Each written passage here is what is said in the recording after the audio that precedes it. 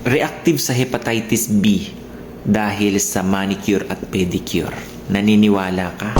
Ito, hindi lang po ito yung first time, Cubs, na nakaka-receive ako ng ganito, ha. Yung natukoy na ng doktor kung saan galing. Cubs, shout out po sa mahilig magpasalon.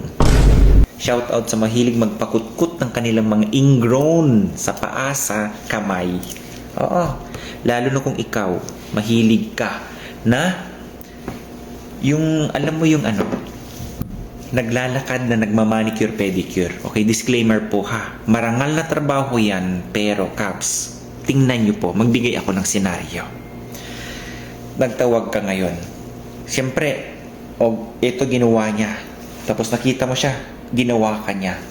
Sigurado ka ba na yung mga tools or yung ginagamit niya na pangkutkot, nail cutter, mga ganyan, ay sterile?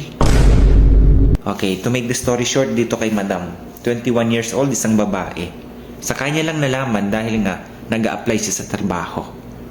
Ngayon nag-undergo ng medical, nagulat siya. Hepa B surface antigen reactive. At nung ginawa ng titer, almost 2,000 plus ang kanyang titer. Ang taas, Cubs. Okay? Nagtaka ngayon siya. Bakit ako nagkaroon ng hepa na wala naman akong boyfriend? Wala akong contact. Si doktor nagtanong-tanong. Kasi uungkatin niya ng infectious, Dr. Kabayan. Alamin niya kung kanino nakuha yan at saan nanggaling. Eh si Madam, sinabi niya na wala siyang ibang kinahuhumalingan kundi ang magpaganda. Pedicure, manicure, kulot. Straight, di ba? Dito yung isang patunay na yung tao talaga ay walang kakontentuhan. Bakit? Straight ang buhok, pinapakulot. Kulot ang buhok, pinapastraight. Peace. May clay yung kuko, pinapahaba. Biro, Cubs, pero totoo yan. O back tayo kay Madam. Cubs ha, mag-ingat kayo. Hindi ko naman nilalahat na may salon. Pero make sure talaga na iyang mga utensils, iyang mga tools na ginagamit sa inyo mag-undergo ng proper sterilization. Proper hygiene. Proper disinfection. Para makaiwas sa pwedeng pag-spread ng sakit. Ito lang po ha. Ano ba ang pwedeng sakit na makuha dyan? Namely, lalo na yung mga bloodborne diseases. Hepa B, Hepa C, HIV, warts. Oo, totoo yan. Yung HPV, pwede yan, Cubs. Fungal infection, bacterial infection, especially yung staph.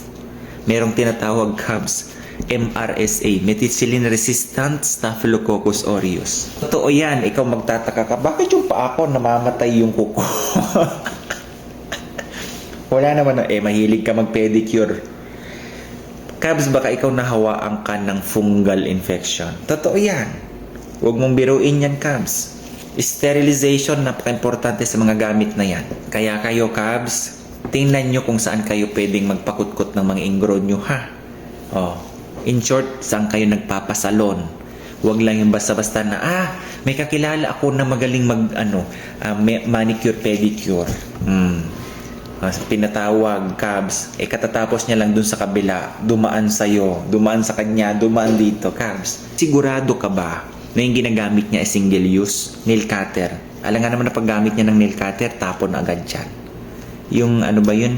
Pangkudkud na basta. Yung ginagamit doon sa sa pinakasuluk-sulukan ng inyong mga ingrown. Disposable ba yun? Malamang hindi, Cubs, kasi bakal yun. Kaya mag-iingat po kayo, ha? Awareness is the key, Cubs. Actually, itong si Madam, sabi niya, Sir, pwede mo akong gawing example, pero wag mo na lang akong banggitin sa vlog mo. Gawan mo ng content na naway magkaroon ng awareness ang ibang tao. Okay? Which is maganda, Cubs. Makinig ka. Sir, kasi yung mga naglalakad, mura lang eh. Mura lang ang singil niya sa manicure at pedicure. Cubs, diyan nga tayo nagkakatalo. Anong gusto mo? Yung panandalian na saya o yung pangmatagalang lungkot? Cubs, ha? Mag-ingat kayo. Kasi yung singil niya kasi, Sir, 40 lang yung kamay, tapos 40 lang yung paa. Yung iba naman, meron yung ano, kilala mo si ano, di ba? Ganyan na, si Aling ganito, oh, nagmamanicure, pedicure yun, ang singil, 100, 100. Cabs, kahit magkano pa yan, ang titignan nyo kung yung gamit niya ay nasa proper sterilization, ha? Oh.